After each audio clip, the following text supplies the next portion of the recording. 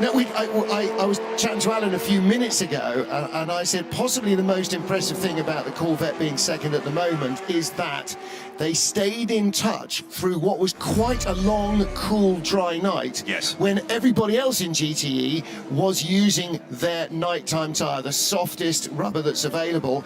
And you were saying that's not an option for Corvette, but they still kept themselves in the hunt. Yes, they did. And I think the soft tyre that Corvette have for their car is just quite a wide window. I mean, it's not, it's almost, it needs to be softer for them to really make use of it. And so I'm sure that is something that they're feeding back to Michelin and working on, and so the evolution of that will come hopefully for next year. Right now, though, it's properly in the sweet spot. This is Nicky Katzberg going for another fastest race lap on that car in second place. He's got 2 green sectors, personal best in Sector 1 and Sector 2. Has he got much traffic in front of him? Not sure he has in Sector 3, so... Full course yellow coming. 25 seconds. 25 seconds, there's Eduardo. So is this, do you think, to pick up 20 debris? seconds. It will have reached critical mass. We saw that bit in Sector Rouge. And so he will go full course yellow, and that allows all the marshals to get their jobs list done. 8, 7, 6, 5, 4, 3, Do you think 2, of course would bring the 51 car in? We are under full course yellow. We are under full course yellow. Depends how long it stays out as well. And it also depends how many fresh sets it's got of tyres. It's done 14 laps. It's going to have to come in. I think it's a good time to do that for Ledgard. He's on the back. He's on the Mulsanne straight coming out the first chicane. Yeah, that timing of that could be absolutely perfect for them and terrible for Corvette because Still the fastest lap for Nicky in Corvette. He's just gone past the pits, so it's not an option for them. So they can't.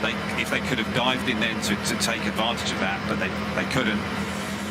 And it looks like the opportunities turned into the Ferrari's favour.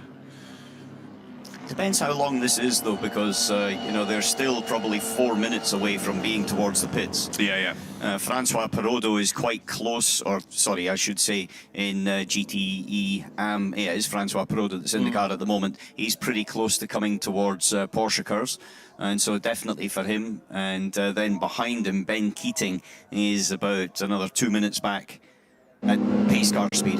Just saw a marshal there with a floppy from the Dunlop chicane. That might have been perhaps the piece of debris that triggered it if he's picked that up from the racetrack rather than from being out in the gravel trap. But yeah, all the marshals posts, every single one of them around will have, we've got a bit of debris here, we've got a bit of debris there, and there's a to-do list, and eventually something will tip it over the edge, and Eduardo will trigger full course yellow. I said that this is likely to happen a little while ago when we were looking at some of the other debris, and somebody didn't get the memo. That's the Iron Lynx number 80 car. That's a really big error. That's the car that lies in third with Rino Mastronardi. That could have been the end of their race. So Iron Lynx third and fourth, 80 and 60. They've got 2 shots at a podium finish here. AF Corsa lead with their Ferrari number 83. TF Sport at the moment, the Aston Martin in second place. The only thing potentially preventing a Ferrari clean sweep of GTE AM. And Ferrari, for a long while, were 1-2 in GTE Pro until Sam Bird had that high-speed tyre explosion in the 52 car. And that dropped them, well, way out of contention and many laps back. We're talking about Francois Perrodo there. He's just gone past the start-finish, so it certainly wasn't a opportunity for them, even though they were pretty close to their pit window. Louise Beckett saying, is this doing anybody any favours? Well, if Toyota need-ish a pit stop, they could duck in, but... I think the 51 car is really the only one that I can see the Ferrari in GTE Pro. If they can get themselves to the pit lane before this goes back to green, then they would...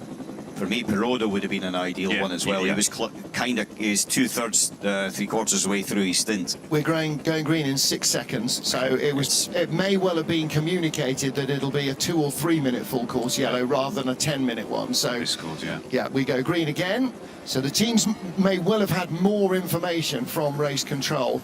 Lots of cars shown as stopped. That's because they are going very slowly between sector beacon and sector beacon. So as soon as they go green and they speed up, then they will be reverted to the natural status. WRT coming in. Okay. Well, that may have been forced on them. That's the car from second place, Yiffy Yi. He'd done 10 laps already at this point. And he'll stay in. So WRT first and second. You can see the list of retirements there, down to the 98 Aston Martin, our first official retirement. It wasn't the first car that was out. 98, 99, number 1. They've all gone. So getting ready for driver changes.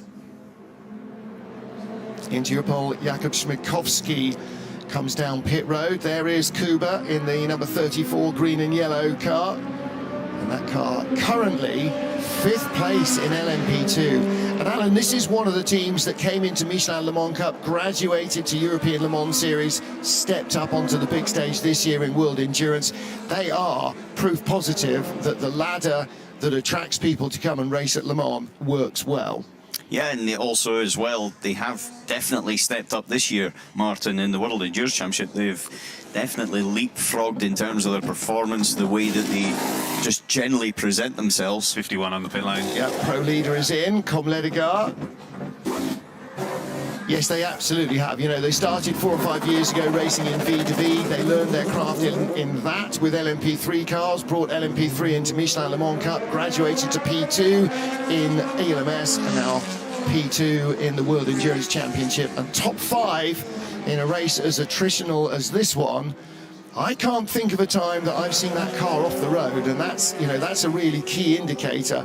Louis Delatraz takes over the 41 car, and Alan throws his hands up in disgust as he fails to notice the Dunlop chicane. And the 63 car has pitted as well in GTE Pro. Nicky Katzberg brings that car in, so they're just shadowing them right now. Yeah. Brendan Hartley in, fuel goes in, driver's drinks bottle goes in, he stays in the car. It's an 11-lap stint by Hartley. Talking to Earl Bamber a couple of nights ago about the situation back home in New Zealand, the country lockdown, he was saying Brendan and his wife are trying to get a slot to go home at Christmas, and none are available. Brendan hasn't been home since the last lockdown, so a year since he's been home. Same deal for Earl as well. And New Zealand, Australia, both in full lockdown, no in, no out, and there are only a limited number of slots available, even for professionals like you know, like international racing drivers and world champions. Yeah, if you can't get a slot, you can't get a slot. Yeah, he was talking about that the other day and just saying how tough it is. Yeah, really, really tough. You know, as Europe starts to open up, the US is open up. It's becoming very difficult. Louise says fuel only for 63 Nicky Katzberg, so he stays in, and you don't just have the option of throwing tyres at the car every single time you stop, Ollie. You've got a limited allocation, and it's deliberately so, not just on cost grounds, but also to help competition, meaning that teams have to think about what they're doing with their tyres. Completely, and you know, that was always going to be the plan, that Nicky would do a second stint on these tyres, and then that we get themselves lined up to seeing, okay, right, is Jordan going to go back in next, or is it Antonio next, or who are they going to put in for the finish? My bet would be that they would have Antonio finish. And does anybody still need to do time in the car? Have they all completed their minimum? I'm sure. And then what's the maximum that you can do, which is 3 hours in a go? So 4 hours. 4 hours and any 6 hour 4 rolling hours and any period, 6 hours. 14 hours total. So we've got 4 hours, 23 minutes. So after 24 minutes from now, you can put somebody in until the end of the race on driver time. That's as long as he hasn't already done more than 2 hours. Yeah. Yeah. Which in my experience with that car in particular, I've seen Antonio be put in the car with sort of 3 hours and 37 minutes to go. Yes. Suck it up. Yes. Right, you might be the old bloke, but just get on with it. Yeah. Yeah. He's done a Sebring like that. He's done a Daytona like that. He's done a Watkins Glen. I mean, you know, I could go on. Yeah. I do go on. Is that because he had a lazy teammate who just didn't like driving the car much? No. No. It's just, you know, Antonio's just been, for many years, been absolutely hooked up with Corvette racing, and he just delivers. Really does. We played Guess the Corvette Racing Driver by their nationality during the night with Graham Goodwin. Surprising, you know, you think of it, it's America's sports car, it's an American team, you think of it as being predominantly populated by American drivers, but there's been some interesting nationalities who have driven. How many French drivers have driven for Corvette? Yeah, well, Couple. yes. Can you name them both? Manu Collard And? and Simon Pagenaud. Oh, okay, so 3. Well, who are you going to say then is the third? Franck Frion. Oh, absolutely. I know. Yeah. I know. See, all of my intimacy with the Pratt & Miller operation goes back nearly 20 years to the early noughties and American Le Mans series. But then, you know, the random third drivers that come in, Max Papis. Who remembers that he was? I mean, he obviously does, but I don't remember that he was a Corvette driver on the endurance races. Predominantly because it will less likely have been here and more likely have been in IMSA races. Yes. No, I did a Le Mans with Max. And he did a couple of them with Ron and Johnny as well. So Max was at least 3-4 years with the team. Early days, yeah. Yes, and again, Ron and Johnny O, and you know those were the early guys, Yeah, weren't they? They were the ones who were leading the charge, and Ron was the captain at that point, and he was the one who was, you know, charged with sort of, I don't know, educating me and you know. And you never felt the need to grow the tash as the team leader. Who was the Alan's first back Brit in the room. to race for Corvette? Justin Bell. Wrong. Nah. Considering Andy Pilgrim. Yay! I'll name that tune. Andy Pilgrim, yes. You see, now that caught me out as well. Yeah, because now he carries the US flag. Yeah. But born in Nottingham. Yeah. You drove with him. Yeah, I know. That's how I know. Right. I knew What did you drive? It was. I drove when he won the. No, I raced the end of 1997 season in what was going to be IMSA. With Andy, with Roar, and then we raced for champion in a few races in '98. Yeah. That's it. Mathieu Vaxivière remains in the Alpine. That is in 3rd place. And then he went straight from there to Corvette, didn't he? Sorry, if you can just hold on with the race. I'm just documenting what's on the screen. Yes, then he went to Corvette, exactly. Yeah, exactly. So, yeah, no, that was one of the ones that Graham blindsided me with. I always in my head, because he lived and worked in the States, Andy Pilgrim was an American, even though he wasn't.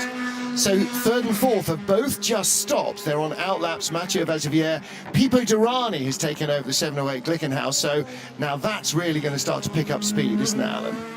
Yep. But, you know, this is a bit of a battle between the two of them. They're going to be very close towards the end. It's only going to be on the final fuel stop, really, who picks this up, unless there is obviously a mistake between them.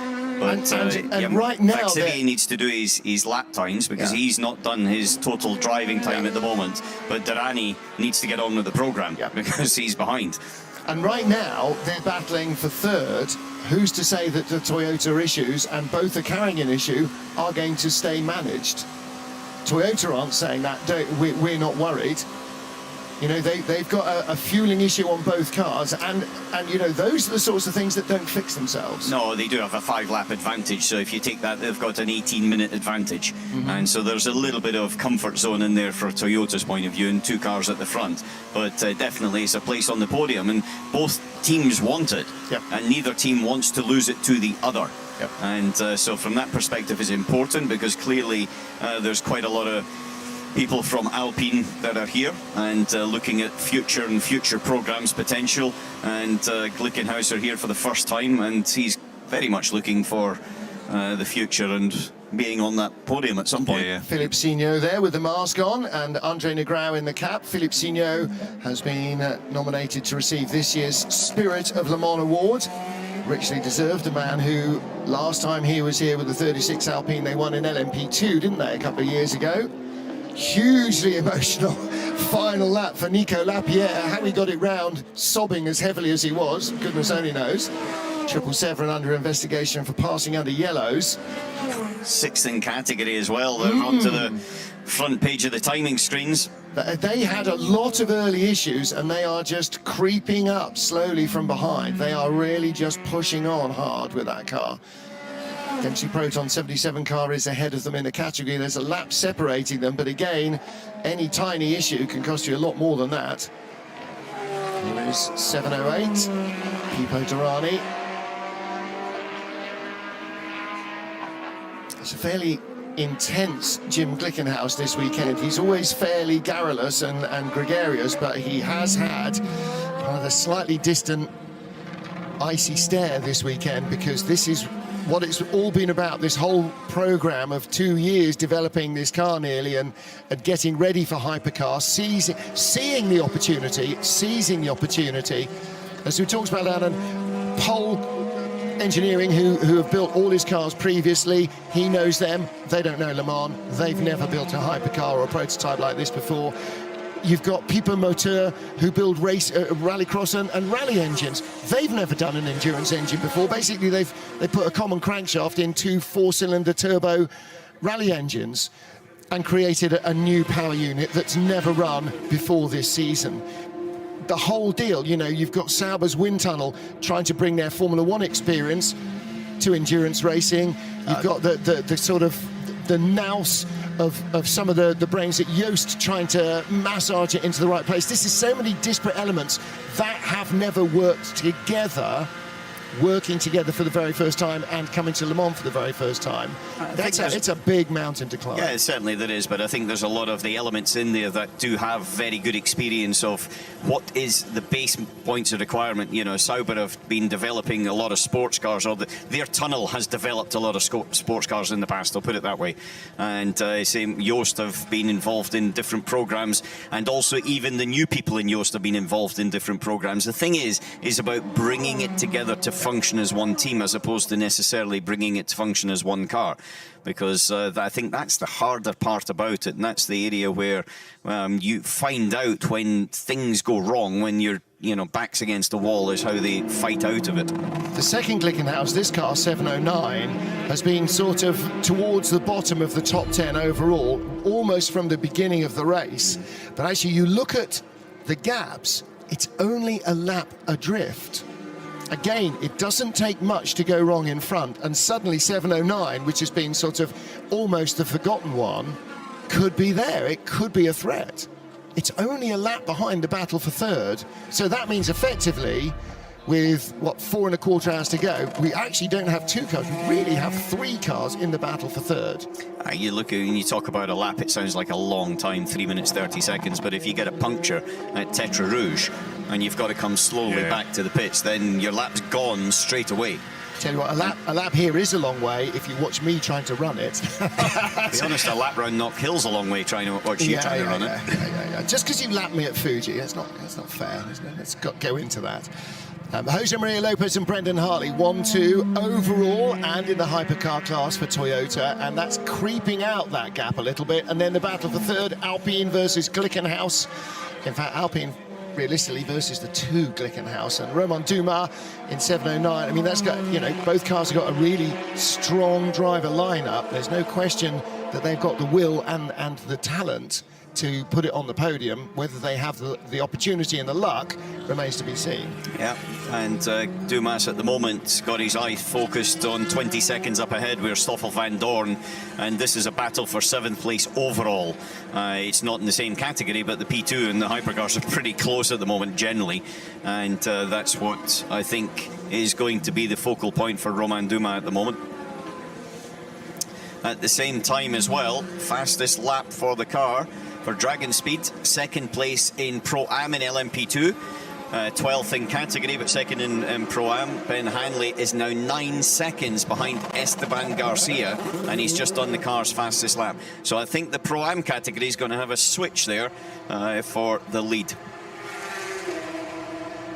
Joop van Uitert leaving the pit lane. That car in 13th place in the LMP2 category and 3rd in Pro-Am, so that is a Pro-Am podium spot at the moment. Real Teams Garcia, Dragon Speed's Hanley, and Racing Team Netherlands Van Uitert. High Class and Graf Racing are 4th and 5th in the category, and they are a lap and 2 laps behind Racing Team Netherlands. But the job is not done. Over 4 hours remain, still more than a 1/6 of the race distance. In fact, we've got one ELMS race still to go, plus 12 minutes. Yeah, and that battle in GTE Pro between the 51 Ferrari and the 63 Corvette. James Collado in the Ferrari, Nicky Katzberg in the Corvette. It's sort of stabilised around about that 40 seconds. Yeah.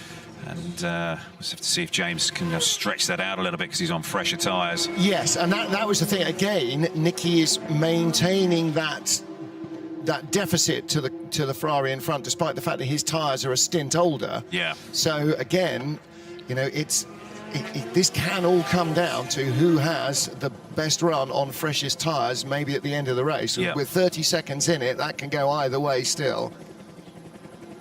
And of course, Porsche third and fourth, waiting to Ponce, aren't they? Yeah, they are. Not far off. behind, no, exactly. You know, looking at one car on the podium already, not beyond any flights of fancy of Alexander Stelig and the crew that they could get both of them on there. Yeah, they just haven't quite had that same amount of performance, have they, as the 63 and the 51.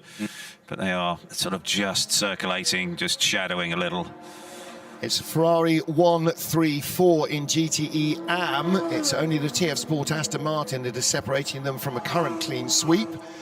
Iron Lynx Rino Mastronardi in third, Iron Lynx Paolo Roberti in fourth in the AM class, and AF Corsa's Francois Perrodo leading in the 83 car in GTE AM.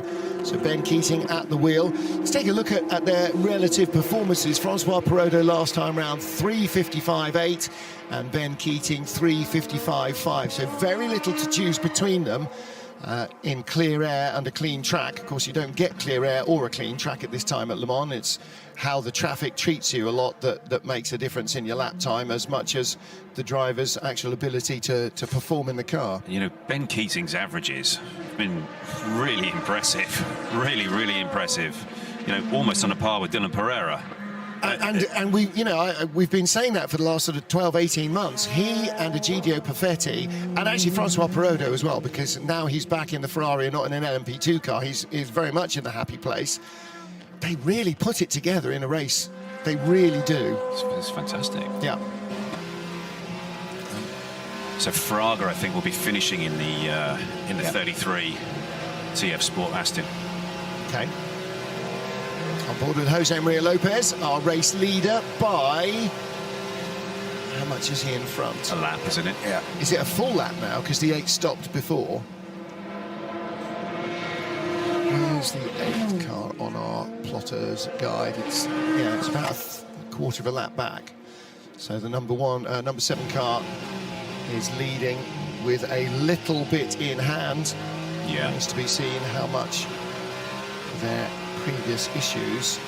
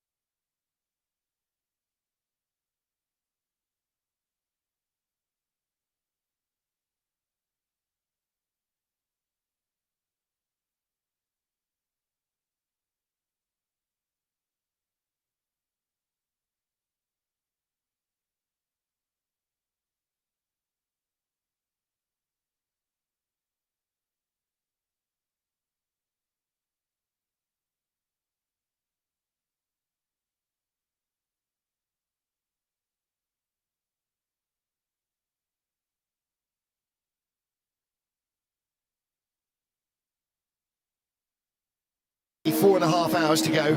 When do you